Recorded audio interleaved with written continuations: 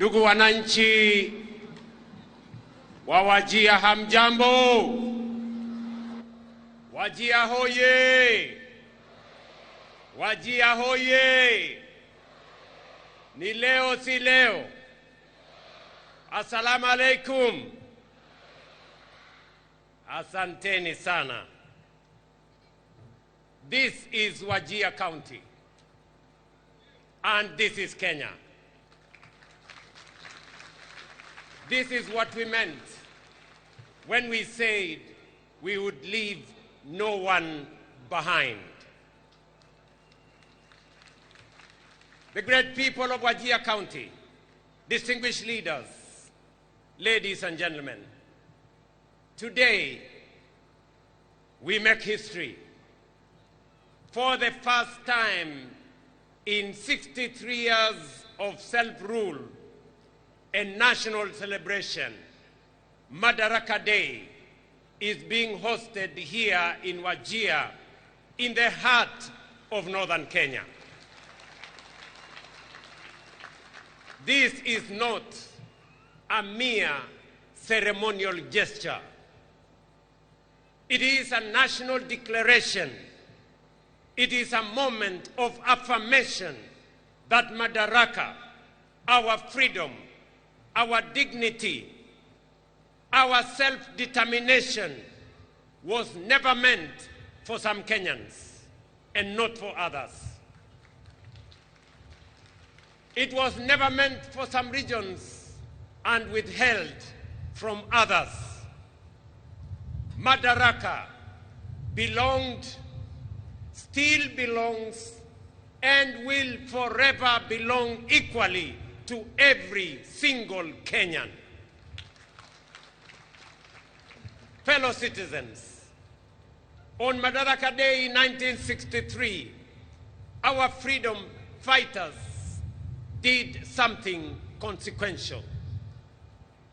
They secured the transfer of political authority from colonial hands into African hands and into Kenyan hands. But self-rule was never simply about changing who holds power. It was about beginning the long but necessary journey of building a nation worthy of the sacrifices that secured its freedom. That promise, that work in progress, is the reason we are here today in Wajir. Decades after independence, this region was left behind through neglect, marginalization, discrimination, and policy failures. Sessional paper number 10 of 1965 entrenched a development paradigm that concentrated development in the so-called high potential areas. Vast regions like the former northern province were classified as marginal, as lesser, and as undeserving. The consequences, ladies and gentlemen, were devastating and long-lasting. Decades without adequate roads, without water, health, or schools.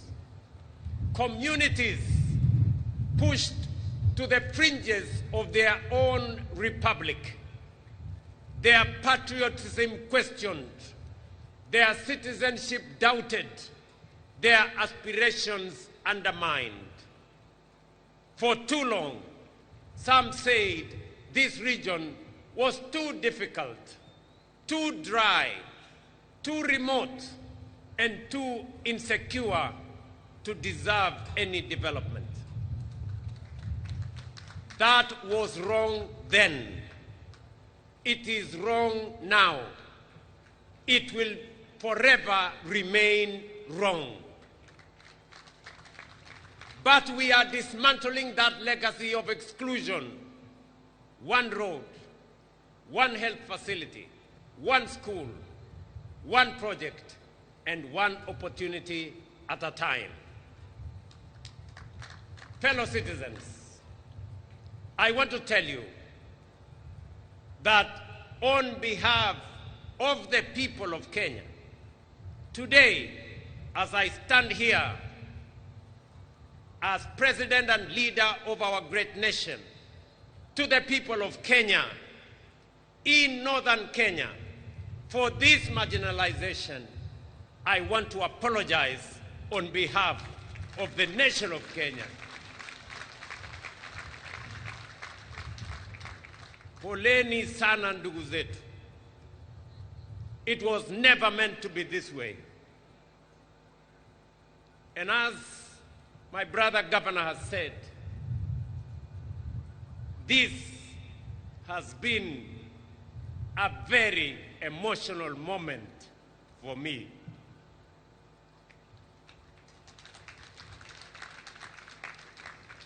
I want to tell you the story of Bakaja Ibrahim Osman. He was born here in Wajir, east of this county in the early 1960s.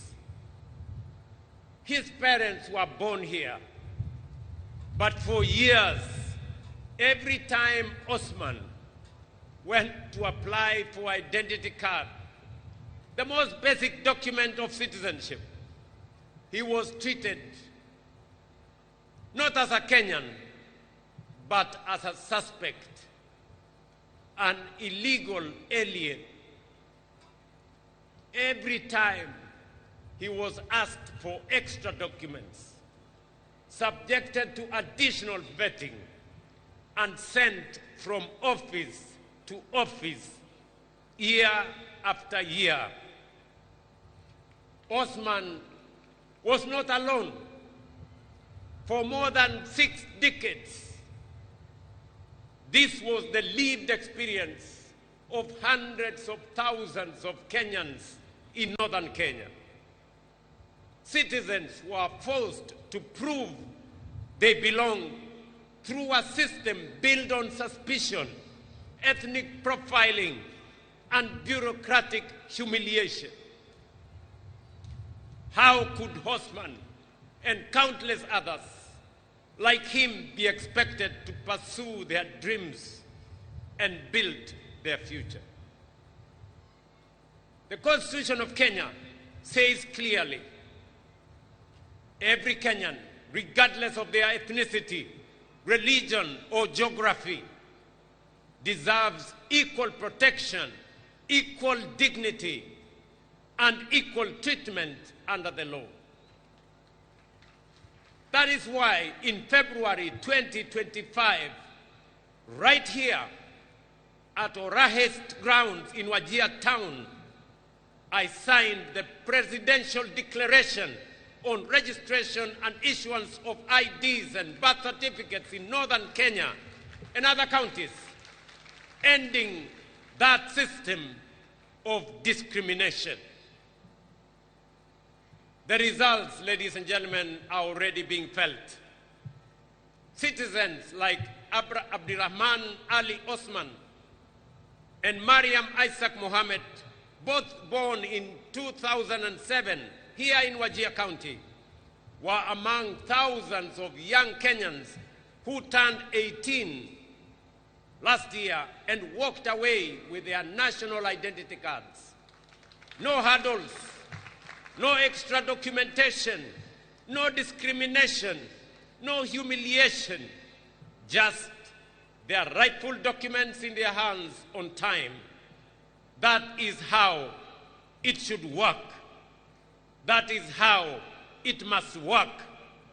That is how it will work for every Kenyan in every part of our republic.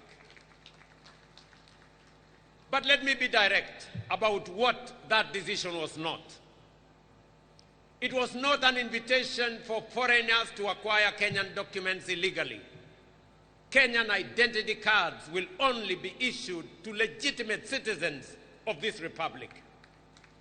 Our commitment to justice and inclusion goes hand in hand with our duty to protect the integrity of our national identity and the security of our country. We did not abolish verification of citizenship. We abolished discrimination. We abolished the targeting of entire communities simply because of their ethnicity or place of birth. A strong nation does not choose between security and justice. A strong nation protects both. That is exactly what we are doing. Today, people like Osman and Mariam no longer feel like strangers in their own country. They feel seen and heard. They feel recognized. They matter and they belong.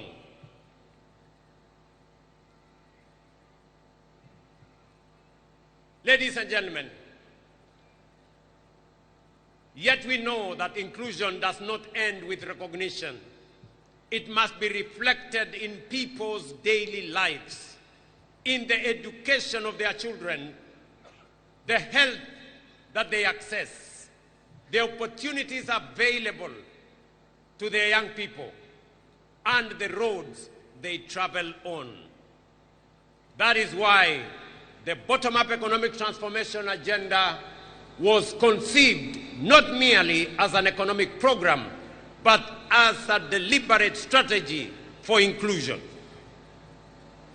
This administration, my administration, has deliberately invested in northern Kenya and historically marginalized regions of our republic. Of all the investments, ladies and gentlemen, we are making in northern Kenya, none is more important than education, which is also the theme of this year's Madaraka: education, skills, and the future. Of all the tools a nation possesses, education is the most potent. It is the bridge between promise and possibility, between poverty and prosperity, and between exclusion and belonging. Unlike in 1963, the next frontier of Kenya's liberation will not be fought on conventional battlefields. It will be won in classrooms and lecture halls, laboratories and workshops, and in innovation hubs. The nations leading the world today and their position: South Korea, Malaysia, Singapore, invested in science, technology, engineering, and mathematics education and became a technology powerhouse. Singapore turned it to its people into the greatest resource. Finland built a knowledge economy through sustained investment in learning. Kenya is decisively moving in that direction. The competence-based education and training system is transforming what learning means in Kenya. It is equipping our children not merely to pass examinations, but to think critically, solve problems, innovate, and compete on the global stage. It is designed around a simple but powerful belief that every child has unique abilities and talents worth discovering, nurturing, and unleashing. What particularly encourages me is that 52% of learners in the first ever grade 10 cohort have chosen the STEM pathway. This tells us that a new generation is rising, one that will drive Kenya and Kenya's industrial transformation, power our technological advancement, and build the innovation economy that will define our nation's next chapter. That is why this administration has made education not just a priority, but the foundation of our future. No nation can rise above the knowledge, the capabilities, and the skills of its citizens. Our education budget has grown from 500 billion in 2022 to over 702 billion today. We have hired more than 100,000 teachers in just 3 years, with 20,000 more set to be hired this year, making it one of the most ambitious teacher recruitment drive in our nation's history. Most importantly, and as a source of pride for the people and leaders of Northern Kenya, 3 years ago, we agreed that the lasting solution to teacher shortages in this region was to train more local teachers. That is why we operationalized the Wajir and Kutulo and Mandera Teachers Training Colleges to complement Garissa Teachers Training College. Today, through this affirmative action program, a record 1,800 local teachers from the 3 counties of Wajir, Mandera, and Garissa have been employed and will be deployed in the region. Additionally, 4,616 young people from this region are enrolled in teacher training colleges, the highest number in our history. This is how lasting solutions are built, by investing in people. On infrastructure, we have built 23,000 classrooms and a further 1,000 laboratories are under construction, many of them in ASAL regions that have waited for too long for modern learning facilities. At the same time, more than 850,000 young Kenyans are enrolled in our technical, vocational education colleges, acquiring the skills, the tools, and the confidence needed to build this nation with their hands from the bottom up. Here in Wajir and across northern Kenya, our commitment is this: no child will be denied the opportunity to learn because of geography or historical neglect. School feeding programs are already supporting 2.4 million learners in arid and semi-arid regions. While we continue to deploy teachers, build infrastructure, and expand digital connectivity across this region. Yet, some children in northern Kenya and other marginalized regions remain outside the formal education system because of certain alternative learning pathways that have not been adequately recognized or accommodated within our education framework. This challenge is particularly evident in the absence of a clear framework to recognize and integrate Tuksi, Madrasa, and the program for pastoral instructions into the national education system. Today, I direct the Cabinet Secretary for Education to engage all relevant stakeholders and take the necessary measures under the Basic Education Act to consult widely and recommend appropriate measures for the formal integration of the same. This will ensure that every child, regardless of background or circumstance, has a recognized pathway into learning, skills, and opportunity.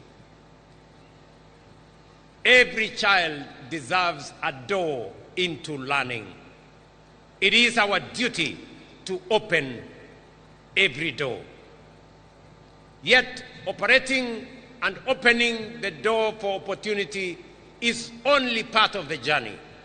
Inclusion must also mean access to quality healthcare, dignity, and well-being for every citizen. Today, of the 31.5 million Kenyans registered with the Social Health Authority, about 800,000 are residents of Wajir, Garissa, and Madaraka counties, representing one of the most significant expansions of healthcare inclusion since independence. To date, SHA has paid 8.1 billion Kenya shillings in claims for services provided in these three counties, demonstrating the transformative impact of this reform on access to quality healthcare. Beyond healthcare, ladies and gentlemen, inclusion must translate into opportunity for our young people. Already, more than 2,500 youth across all 30 counties of Wajir County have benefited from the Nyota program through business support, capital, training, and mentorship. Across Wajir, Garissa, and Madaraka counties, more than 7,200 young people are beneficiaries. We are also investing in Jitume digital hubs, ICT centers, digital skills programs, and digital infrastructure so that a young person in Wajir can compete with any person in Kenya and globally. Through the labor mobility program, we are opening pathways to jobs, skills, and international experience. Our message to the young people of Northern Kenya is simple. Your future will not be defined by geography. It will be defined by your talent, your skills, and your determination. But talent and determination flourish where opportunity is accessible and infrastructure is strong. That is why we are investing not only in people, but also the foundations of economic transformation. Today in Wajir County, through our affordable housing program, we have invested 15.6 billion shillings in the development of 4,600 housing units, including markets and including hostels, which are at various stages of procurement and construction. This is the largest housing development Wajir has witnessed since independence. One of these projects, located just 3 kilometers from here, stands as a visible symbol of our commitment to ensuring that development, opportunity, and decent living are not reserved for only a few regions. These projects are creating jobs for our young people and generating opportunities for local enterprises. But this is only one part of a much larger transformation. Across Wajir, Garissa, and Madaraka counties, projects valued at approximately 38.5 billion are currently at various stages of implementation.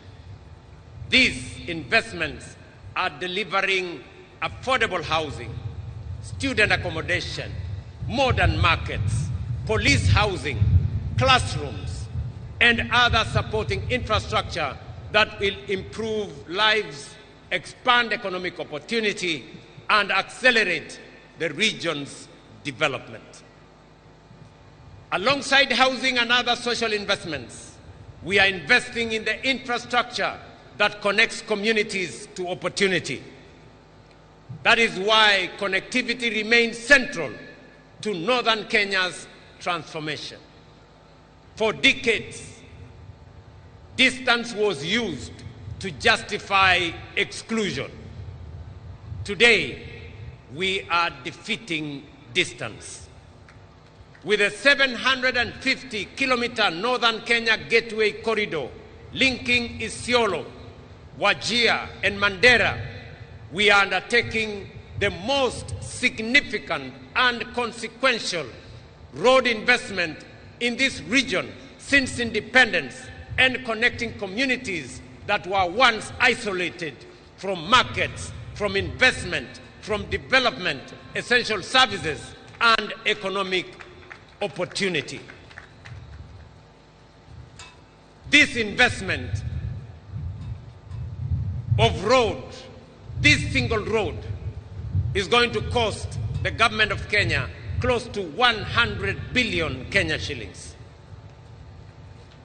Si munajua ile barabara ya kutoka Isiolo, ile inakuja Modokashi, inateremuka inaenda Samata, inakuja mpaka hapa Wajir, alafu inatembea hapa Tarbaj, iende Kotulo, iende Kobo, iende Elwak, Gare, alafu ifike kule Mandera. Yes. Na pia ile barabara inatoka kule Lamu kuja Karisa, iende Kulamawe na kuungana na hii barabara pale Isiolo. Ladies and gentlemen, this is more than a road project. It is a bridge between exclusion and opportunity, between neglect and investment, and between the Kenya that was and the Kenya that we are building together. And then there is livestock. Here in Wajir and across northern Kenya, livestock is more than an economic activity. It pays school fees, feeds families, creates jobs, drives trade, and in difficult times sustains entire communities. The sector contributes about 12% of Kenya's GDP and 42% of agricultural GDP. In the ASAL counties, it accounts for more than 90% of employment and above 95% of household incomes. Yet for decades, pastoralism was regarded as one of Kenya's most valuable economic assets, while receiving limited support in animal health, markets, infrastructure, and financing. We are changing that through one of the most significant livestock restocking programs in recent years. We have distributed more than 52,000 sheep, goats, and cattle to over 10,000 households across 16 arid and semi-arid lands, helping families rebuild livestock wealth lost through drought and other shocks. To strengthen pastoral livelihoods, we have vaccinated more than 10 million animals, expanded local vaccine production to over 123 million doses, established feedlots and hay storage facilities, restored more than 300,000 hectares of degraded rangelands, expanded breeding programs, and strengthened livestock training, marketing, and market infrastructure, including here in Wajir. Today, we are also deploying an additional 2,000 agripreneurs for our ASAL counties, seated right here in our midst. They will provide last-mile agricultural advisory services, connect pastoralist communities to markets and finance, and support the transition to climate-smart agro-pastoralism and more resilient livelihoods. Together, with the 5,000 already in place, we now have 7,000 agripreneurs driving agricultural transformation across our country. The results of this deliberate intervention are already visible. Meat exports have increased by 84% from Kenya shillings 8.9 billion in 2022 to Kenya shillings 16.4 billion in 2025. Milk production has increased from 4.6 billion litres to 5.3 billion litres, while dairy exports have grown from 4.9 billion Kenya shillings to 14.2 billion Kenya shillings. These gains are translating into higher income for livestock and pastoral communities, stronger markets for producers, and greater confidence in the future of pastoral economy. But this is only the beginning. Just as crop farmers receive deliberate government support, pastoralists too deserve support for the assets upon which their livelihoods depend, because livestock is agriculture and pastoralists are farmers. That is why we will expand livestock support program through a new phase of strategic restocking, enhanced vaccination campaigns, improved feeding programs, drought-resilient interventions, and additional feedlots. Our vision, however, goes beyond production. Just as tea farmers own their factories through KTDA and dairy farmers own their cooperatives, pastoralists too must own and control the businesses built around their livestock. That is why we are establishing a Kenya shillings 5 billion county livestock investment company initiative to support more than 350,000 pastoralists across 21 ASAL counties to form and own livestock investment companies. Through these enterprises, they will gain access to markets, gain access to finance and insurance, and value add their produce. In phase 1, the initiative will improve the livelihoods of more than 2 million household members. I have directed the Ministry of Agriculture and Livestock Development, in partnership with county governments, to begin immediate registration of these companies across all the 21 ASAL counties. We will also operationalize the Livestock Enterprise Development Fund, establish a national strategic fodder reserve, strengthen pastoral cooperatives, fully roll out the animal identification and traceability system, and invest in the infrastructure needed to unlock premium export markets across Africa, the Middle East, and beyond. We must move beyond live animals exports to higher value products such as meat, leather, and dairy.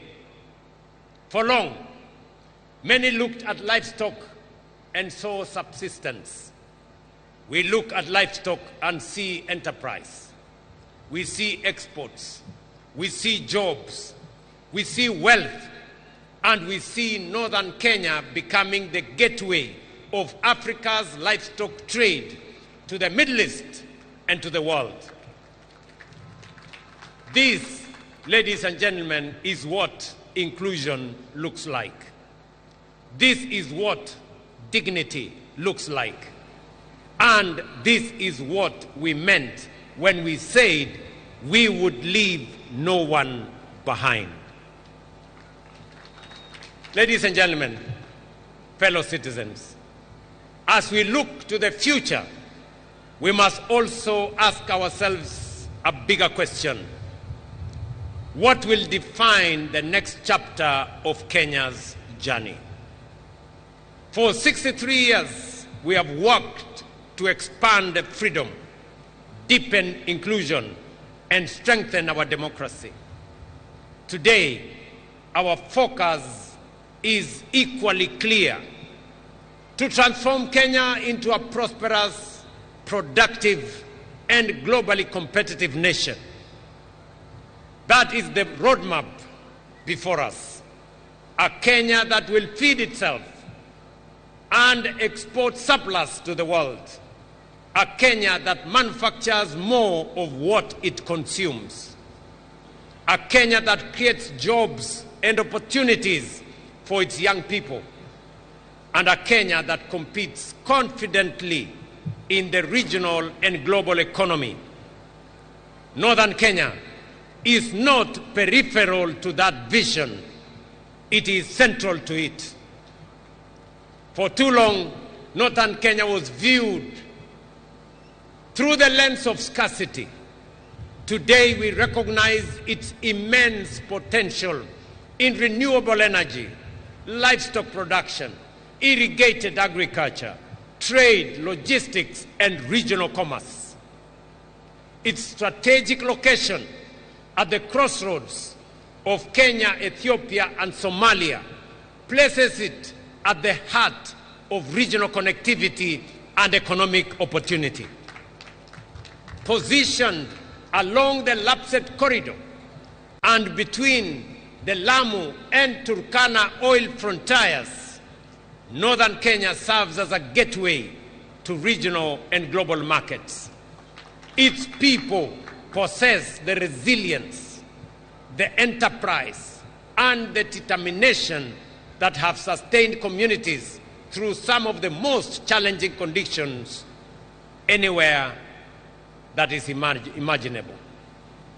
The future of Kenya's growth lies in unlocking the full potential of every part of our republic.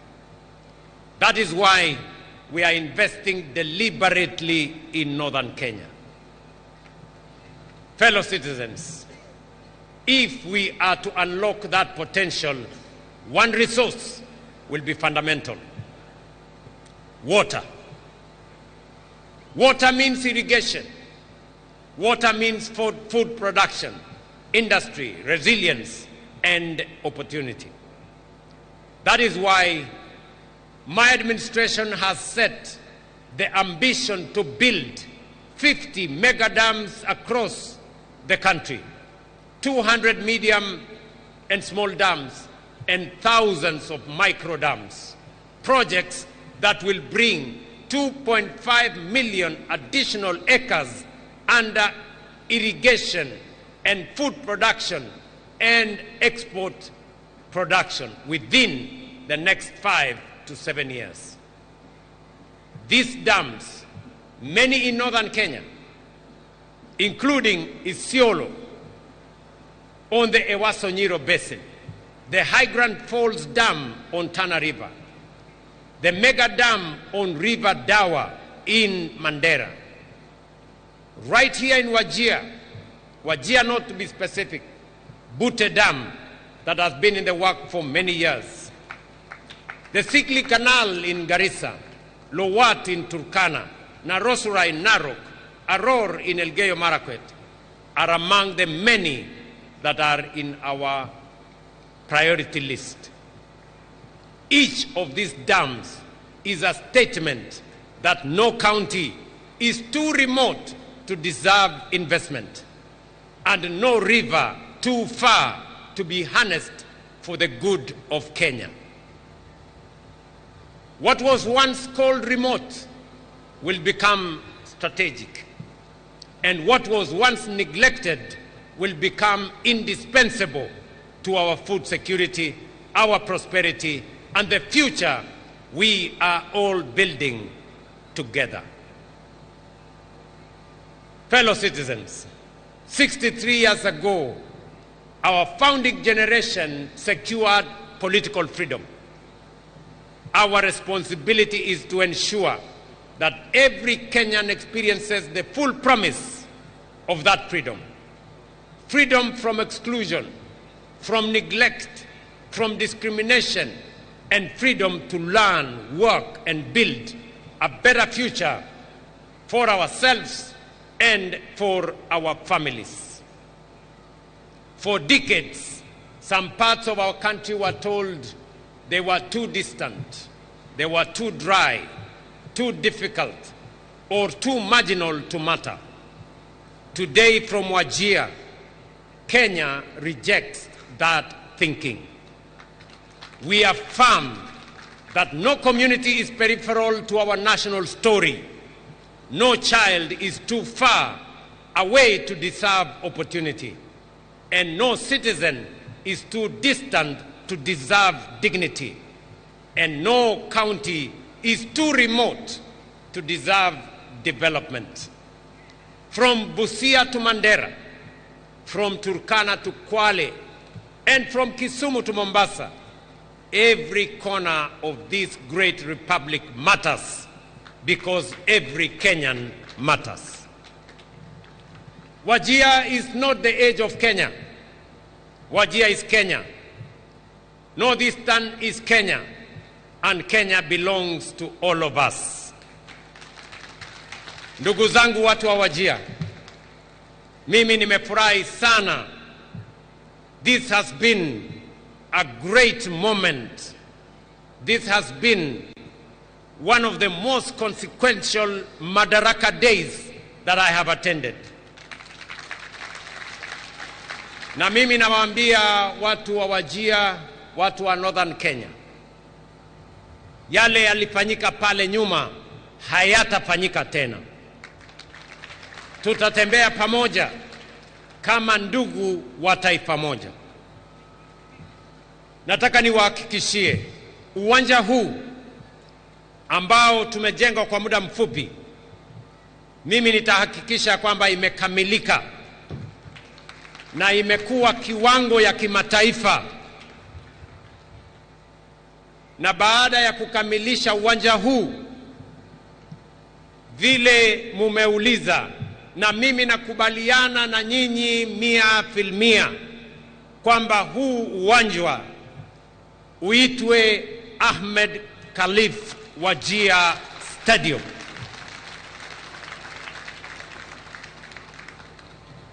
Mbali na uwanja huu ambao tunajenga na zile miradi nyingine yote ambayo yanaendelea katika kaunti hii na Northern Kenya kwa ujumla,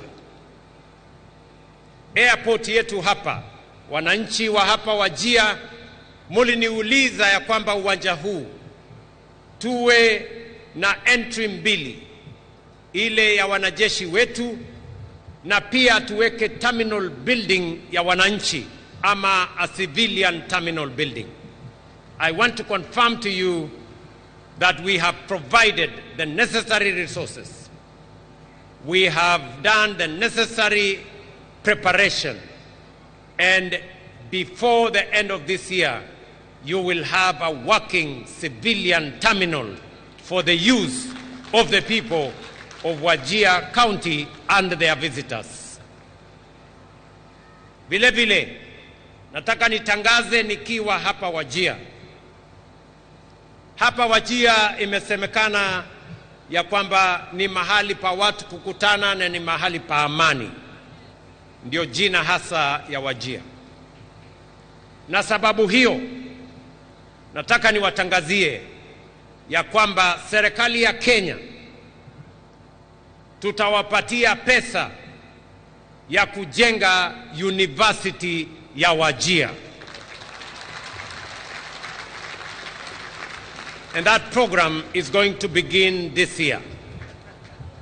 Nyinyi kama watu wa Wajir mutanisaidia kuamua na mutenge ardhi ambayo inatosha kujenga university itakayosaidia katika kuendesha maendeleo ya sehemu ya Northern Kenya na jamhuri yetu ya Kenya kwa ujumla. Mimi nataka niwashukuru ndugu zangu watu wa Wajir. Sijawahi kutoa machozi kwa mkutano wa Madaraka, lakini leo imekuwa tofauti. And I feel you. I feel this moment, and I feel the people of Northern Kenya. And I want to assure you that from now going forward, we are going to walk together, shoulder to shoulder, as one people, one nation with a common destiny. Asanteni sana, Mungu awabariki, ninawapenda sana, na Mungu awabariki taifa letu la Kenya. Thank you very much. Nitaomba sote sasa tusimame ili tumalize sherehe yetu kwa wimbo wa taifa.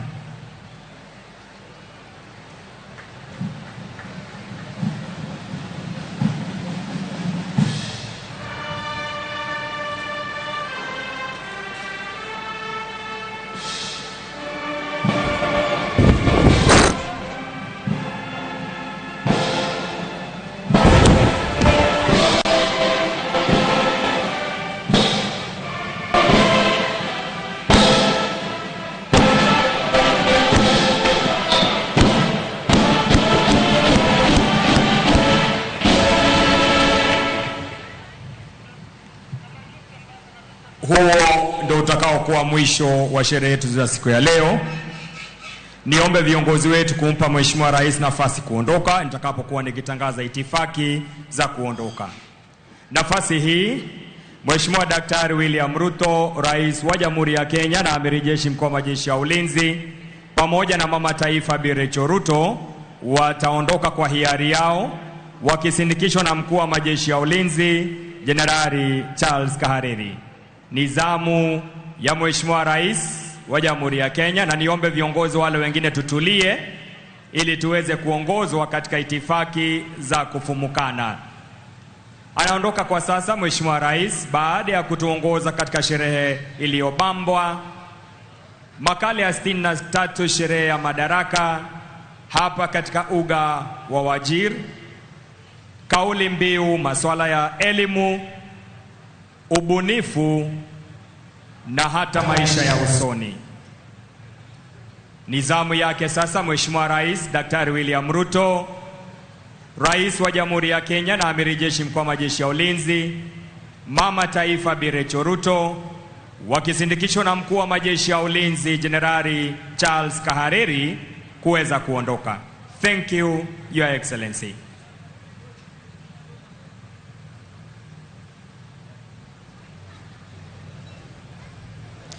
Right, and you've been watching the national celebrations of the Madaraka Day from Wajir Stadium that will now be renamed to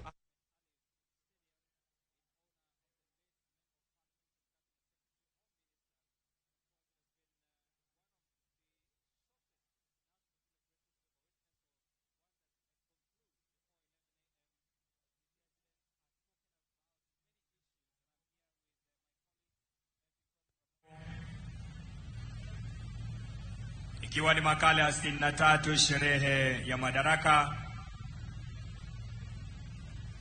Nikizidi kuwahimiza viongozi tu kuwa watulivu ili tuweze kuwaongoza katika itifaki ya kuondoka.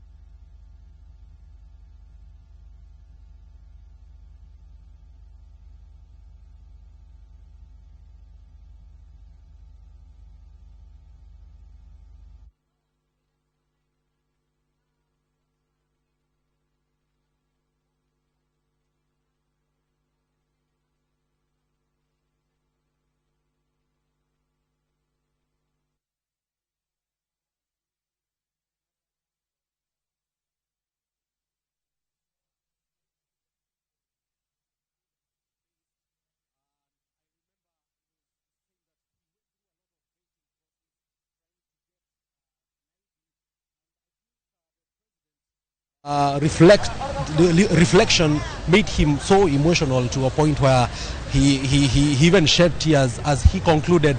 He is saying that he has never done that there before. I remember when they were beginning, they talked about inclusivity and giving examples of how these communities from the northeastern side, giving examples of how they've been going through difficult situations in terms of getting IDs. I think this has been a major problem in this side. Na kweli ameweza kueleza